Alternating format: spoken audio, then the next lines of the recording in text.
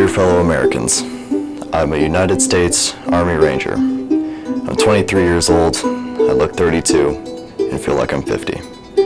On a daily basis, I put my body through hell, so when needed, I can move further, faster, and fight harder for you. Do not choose my battlefields. I do, however, choose my citizenship. I'm a patriot. I bleed red, white, and blue for you. I have a 3-year-old daughter. I've missed 2/3 of her life. Every day I think of my friends that have died, and I fight back tears. I carry a set of dog tags in my pocket, lest I forget. I spend my holiday season staring at a 6-inch fiber optic Christmas tree that my mother sent me. I pray for forgiveness. I've done things that I'm not proud of, but I'm not ashamed of them either, because I did them for you. I prefer the road less traveled. I do not do what I do for personal recognition, glory, pity, or money. I do it for you, my fellow Americans. And now I ask one thing of you. Stand behind us. If you choose to degrade my commander-in-chief for his decisions, try living in one of the nations of the oppressed. Our nation is strong, proud nation, capable of defeating any enemy. But to do it, we must all, civilians and soldiers, stand behind each other. Visit Arlington National Cemetery. Those are my brothers in arms, my friends, and our fellow Americans. These are the written words of Staff Sergeant Ranger Scout Zachary Ryan Wobler, a Paulding County native who died less than 1 year later on February 6, 2005, while serving the United States of America in Mosul, Iraq. He was a Staff Sergeant Ranger Scout with the 82nd Airborne Division, 2nd Brigade, 325th Regiment. This Veterans Day, we honor, remember, and tell the story of Staff Sergeant Ranger Scout Zachary Ryan Wobler, an American hero. Zachary Ryan Wobler was born at the Paulding County Hospital on May 9, 1980, to parents Anthony and Jeanette Wobler. Growing up, Zach had a close relationship with his only sibling, Brandon. I was responsible to take care of Zach. If we were home and my parents were working, I had to feed Zach. I had to make sure he had his homework done, make sure he didn't get in trouble, kind of lead him and guide him, and then get him in trouble as well. Sometimes with Zach, I would egg him on to do things that I wouldn't be able to get away with. But we got along. Even as he got older in the high school, grade schools, we talked a lot. He would ask me for advice. As he got older, we stayed in touch a lot. We stayed together and talked. We visited as much as possible. Zach attended Grover Hill Elementary and then Gate City Middle School in Virginia, where he lived with his mom and was on the National Honor Society. Later, he moved back to Ohio to live with his dad and graduated from Ottawa-Glandorf High School in 1998. Zach played football for a year or two. We did a lot of construction work, and he helped with that during school. He did run track, that was his sport. Zach was reflective in school though. He did learn to play the guitar on his own. He did play that. He liked to write, he wrote in his journal, he wrote some poetry. One of his poems was published, in fact, in high school. Zach was kind of a unique individual. He loved woodworking, was very good at woodworking. It was a natural thing for him. He was very good at sports. He excelled in football and track. But he loved to go out in the woods and explore. He was just a very innovative, exciting young person. Zach first started discussing joining the military when he was in high school. Zachary wasn't sure what he wanted to do after high school. And we were sitting on my couch, and as we were sitting there talking about all the options and discussing monies, how much money it would take to go to college and what he would go for, I believe it was the Army, actually had one of those commercials on TV. And I jokingly said, maybe you just want to go into the military. They'll give you, GI Bill. You can get some money for that. Well, I didn't think he was serious, and I didn't mean it to be serious. Zach and I went to a basketball game in Toledo, and we were on our way back, and we were just talking about what he was going to do with his life. And Zach said that his dream or goal was to become a United States Marshal. And in order to do that, he thought that if he would go in the military, he could earn money, extra money for college, and decided at that time that he might want to go into the National Guard. and which he did at that time. Zach enlisted in the military before he graduated from high school. When Zachary called and said, I think I'm going to go into the Army, I didn't want him to. I said, no, you don't want to do that. Well, I already enlisted. Brandon wasn't the only one who had reservations about Zach's decision. I had a cousin that was killed during the Vietnam conflict, and I always understood how my aunt felt about that. And I had reservations, but at the time when this took place, we weren't at war with anybody. This was prior to 9/11, and it was kind of during peaceful times. I guess I was okay with it. I would have preferred that he didn't, but I was okay with his decision. Zach and his best friend from high school enlisted under a buddy plan and went to basic training together. Zach's plan was to go into the National Guard, receive money for his college education, and eventually pursue a career in law enforcement. But those plans changed. Zach went into the National Guard, and he got in the National Guard, and he was there probably close to a year, and he decided at that time, he was also going to the Peace Officer Academy in Finley, and he decided he liked the military and he wanted to go in full time, so he wrote the Army a letter asking them if he could get into the Army full time, and they accepted him in, and he was brought into the 82nd Airborne, the paratroopers. He wanted to be a paratrooper, and that was something he was very excited about. And when he got with the 82nd Airborne, obviously he went to Ranger School and had different trainings and schools that he went to. He was jump master qualified. He was a scout leader. He went through Delta Force training. Zach successfully completed Ranger School and earned his Ranger tab. A Ranger is the United States' most important large-scale infantry fighting force, specializing in raids and assault missions deep inside enemy territory. Like a Navy SEAL, a Ranger is a distinct honor held by few and is the highest, most elite patch worn on an Army soldier's arm. But Zach didn't stop there. He continued to excel as a soldier. There was an article in the paper from a first sergeant that said that Zach could have came from anywhere in America. He could have came from New York, he could have came from Chicago, but he came from Northwest Ohio, from Paulding County, and he ended up being one of the finest soldiers in America. And we're real proud of that fact. You know, he would call me, he'd say, "Hey Dad, I just got one soldier of the month." And I thought, wow, Zach, that's really impressive. I thought, I don't want to over-encourage him, because if he fails, I don't want him to feel bad. And I said, okay, well, that's just great. He said, now I'm going to compete for Soldier of the Quarter. And I thought, well, here we go again. So he called me up and he said, I won the Soldier of the Quarter. And so then I thought, well, what's next? He said, well, they'll have a competition for the Soldier of the Year, the 82nd Airborne Paratrooper of the Year, which is quite prestigious. And he called me up and he said, I won that award. And boy, I was really proud, and we got invited down there. Our whole family, actually, all of our family was there. And it was quite the ceremony, and you talk about 160,000 soldiers walking around, and my son was named the Soldier of the Year. I was pretty proud. Then he competed against the entire nation, all the Air Corps, and he did not win that, but he took second place. And out of 700 points available, he only lost by 70 votes. Zach's personal life changed significantly during that time span as well. He married Carissa Thomas in April of 2000, and 1 year later, on April 23rd, he became a father when his daughter Trinity was born. In 2003, following the events of 9/11, Zach was deployed to Iraq for the first time as part of Operation Iraqi Freedom. His unit was the very first to enter Iraq. He scouted and cleared the area for the forward Marines during the invasion. His paratrooper unit was the first to go in and establish a new military base in Iraq. During his first deployment, Zach was in Iraq for 14 months and served as a paratrooper and sniper. During that time, it was difficult for Zach to communicate with his family. When Zach was in Iraq, communication was not as easy as it is today. We didn't have the cell phones, we didn't have any communication, we didn't have Facebook, we had no social media.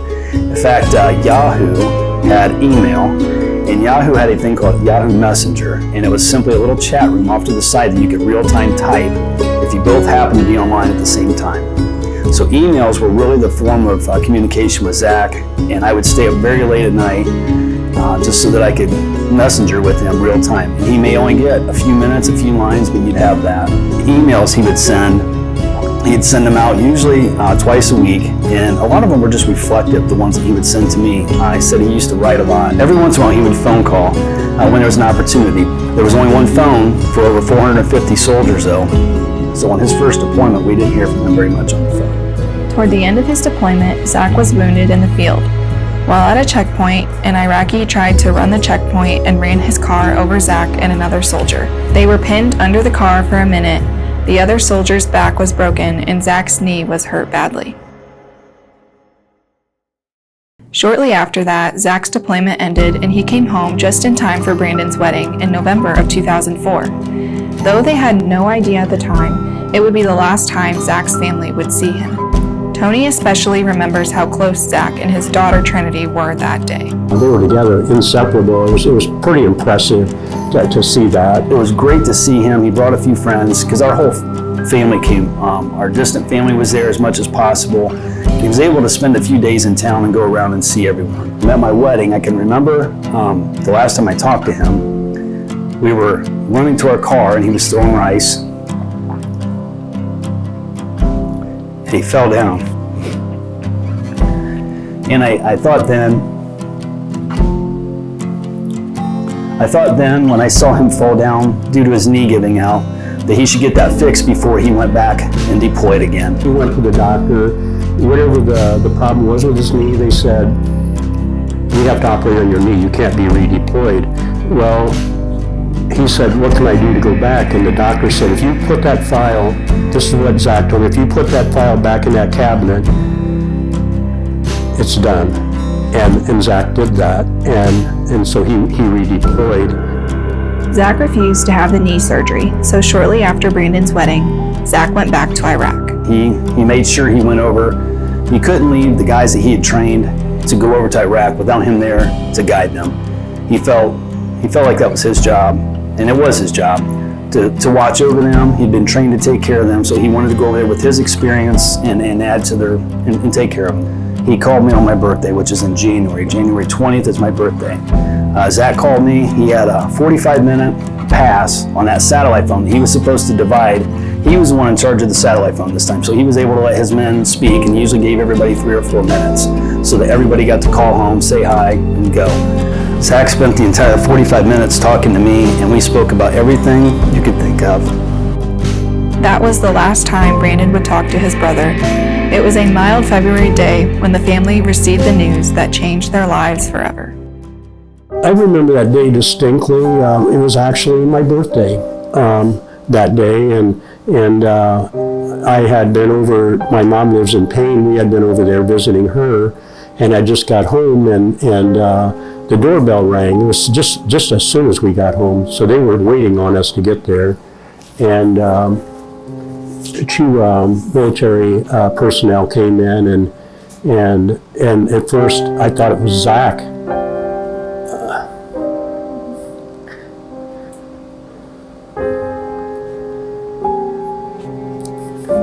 Ringing the doorbell. Yep. But it wasn't.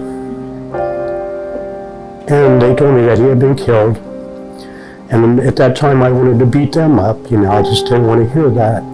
But it was a sad day. It was just a day that you just can't even hardly comprehend that it happened. It was just so devastating. I just never dreamed in my life that would ever happen. The night before, I'd had a horrible nightmare about Zach being killed in action.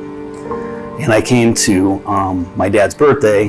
We went to my grandmother's in Payne, Ohio, and we were sitting around, and I said, hey, not to scare anyone, I did have a bad dream last night. Zach had just called and said happy birthday the day before to Dad, okay? And that had been, being on nights, my night was technically not last night, so I thought, oh, he's fine. Went to work, and just as I got to work, I work at BF Goodrich, and someone said there's a family emergency, need you in the guard shack. I assumed that my dad had had a car wreck on the way home.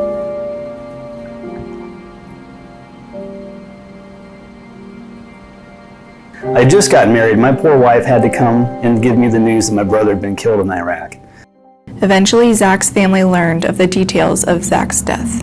The day that Zach passed away, they had been out on a recon. There was the scout team was there. It was a 4-man scout team. They were asked to go out to find people that were deploying these bombs in the side of the road in this area of Mosul.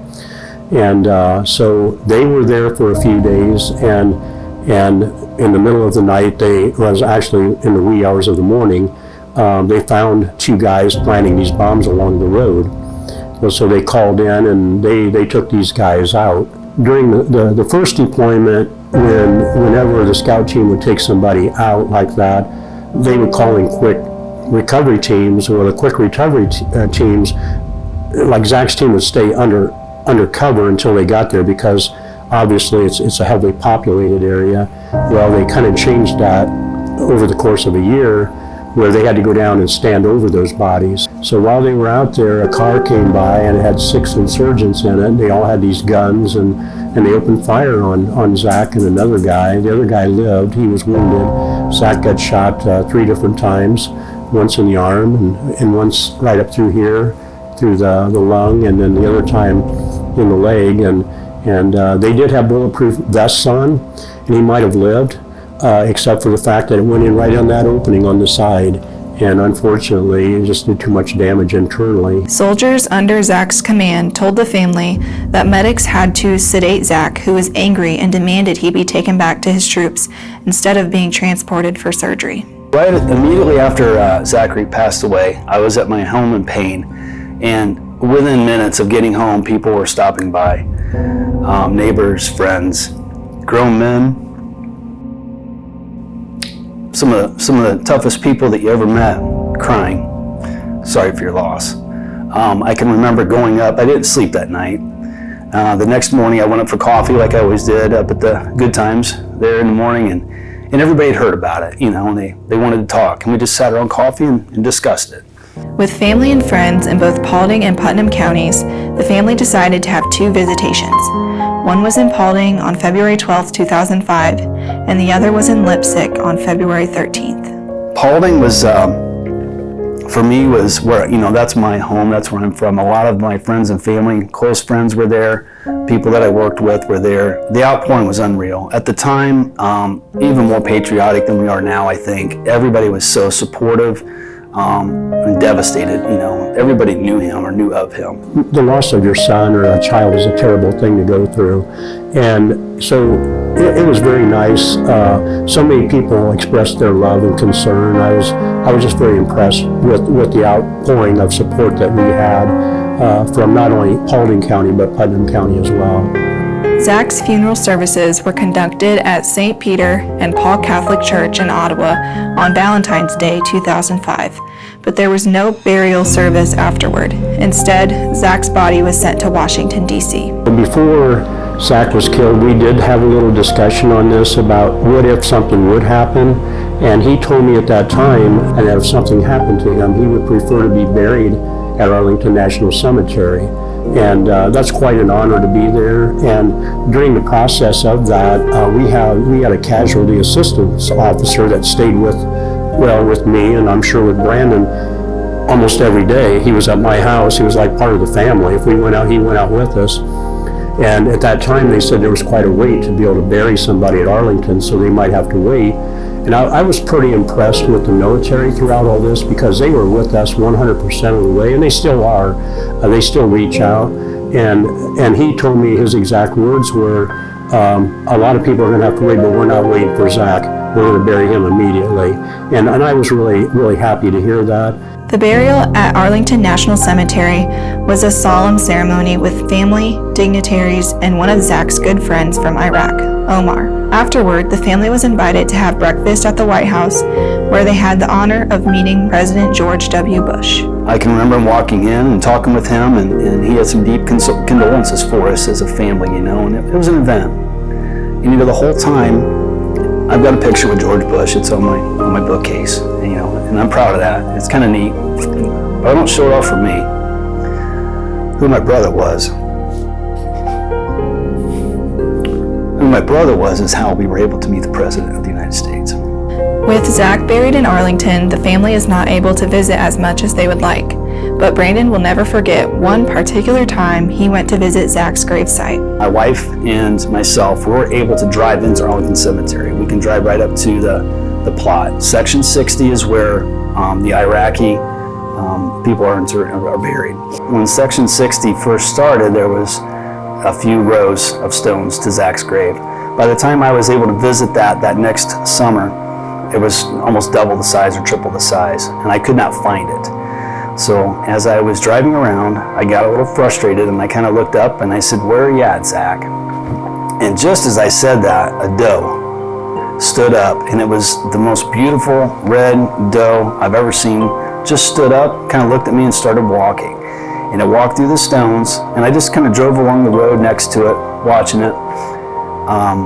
And it went on for quite a while, this deer did. And finally, I thought maybe I'm seeing things. Maybe that's not really there. I was so mesmerized by this beautiful thing walking through Arlington National Cemetery in the middle of Washington, D.C. And I glanced at my wife and I said, "Do you see this deer?" And she looked at me and goes, "It's there, yes, I see it." And as soon as we said that, it was gone. And I didn't know where it went. So we walked out to where that deer had just disappeared, and that's where Zach's stone was at. It's now been over 16 years since Zach passed, and the family still copes with grief and thinks about him every day. You go through stages, and you relive things, and you think, could I have done this different, or should I have done that different? Could I have said this? Should I have let him maybe I should have talked him out of going into the military? It's a difficult thing. Every day, something somewhere along the line, every day reminds you of Zach.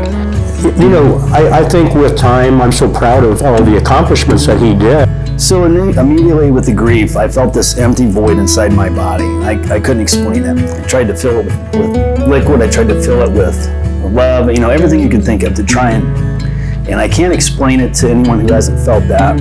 But with my experience, what has happened is it's just cushion. It's still there, but there's so much around it. I used to tell a story about Zach every moment that I could. I always wanted people to remember his name. I always wanted them to know about him and remember him and know the sacrifices that he gave for this country, for his community, for his family.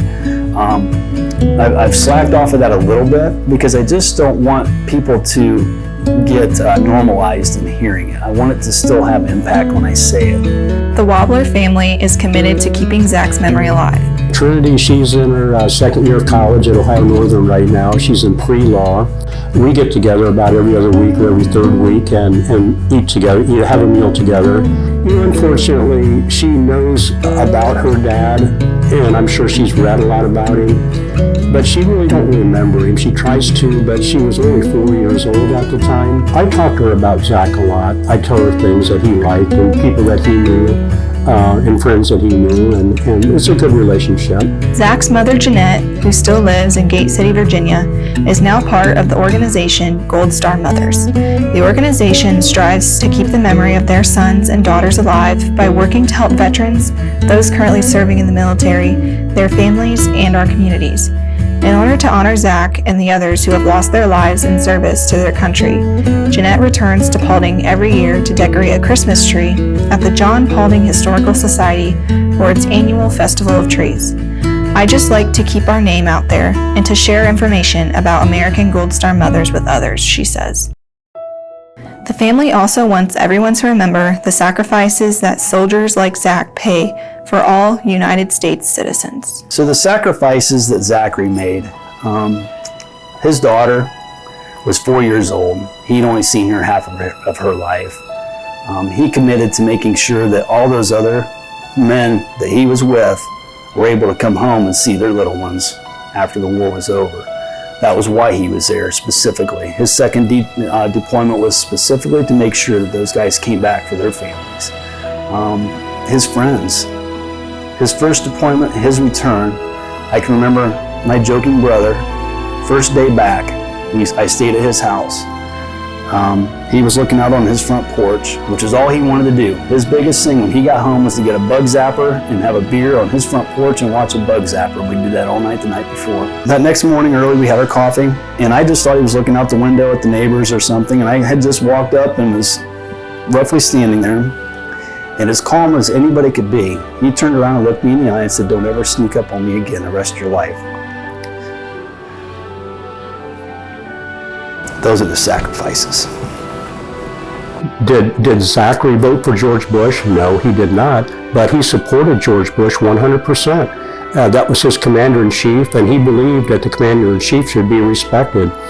And I think that's the way we should live our lives. We won't have a democracy in this United States if we keep going the direction we're going right now. It's so divided, and we need to stop that. And people have paid the ultimate sacrifice, and so we have freedom, but not to be used in a negative way. In January of 2005, during Zach's first deployment, Iraq held its first general election since the United States invasion of Iraq. Around 80% of Iraqis voted in that election.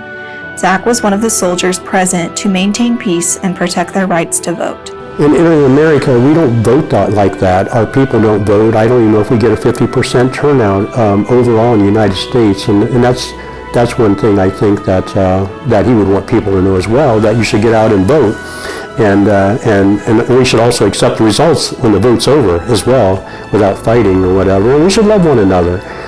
We should have respect for our friends and family and other people in the world. There's so much good in so many people. And Zach would want people to know that. If given a chance to talk to Zach one last time, Zach's dad knows exactly what he would say. I told him I loved him. I love you, son. For Brandon, it's a little harder. I can't think of any one thing I'd want to say to him. I just wish he was here to talk to. In memory of his brother, Brandon's oldest son is named Zach. Brandon hopes to raise him to be a man like his brother Zach was. Zach was a jokester in high school. I mean, he wasn't the greatest kid in the world as far as, he got himself in a little bit of trouble like everybody does. And he was a good-looking kid, so he used that to his benefit too. But he was serious about life, and he was serious about when it was time to work, he worked. We had this Bible verse. When I was a child, I did childish things. It's in Corinthians. When I'm a man, I do the things that a man does. Put away childish things. That was what he lived his life by. So that's what I'd like people to know and understand, that there's a time for everything, and that's what he wanted people to know too. So. As a man who put away childish things to serve his country in Iraq, Zach continued writing poetry during his deployments. After his death, his handwritten, untitled poems were given to his family. The words of one of those poems resonate every day, and especially this Veterans Day, as we honor Sergeant Zachary Wobler and many other veterans who have sacrificed so much for their fellow Americans. Given the opportunity, I'd take a lot of things back, the ways that I treated and the emotions that I lacked. Given the opportunity, I'd walk a different path. I'd take the loving and the peaceful instead of the bloody wrath. Given the opportunity, I'd go back and see them through, the things I abandoned to find something new. Given the opportunity, I'd give my family more love. Now I regret as I watch from above. Given the opportunity, I'd let more people in, but my wandering mind just couldn't comprehend. Given the opportunity, I'd take the same chances. Without trial, there's no error, and I'd never learned of the dances. But now, given the opportunity to change whatever I like, I won't change a thing. It was my great life.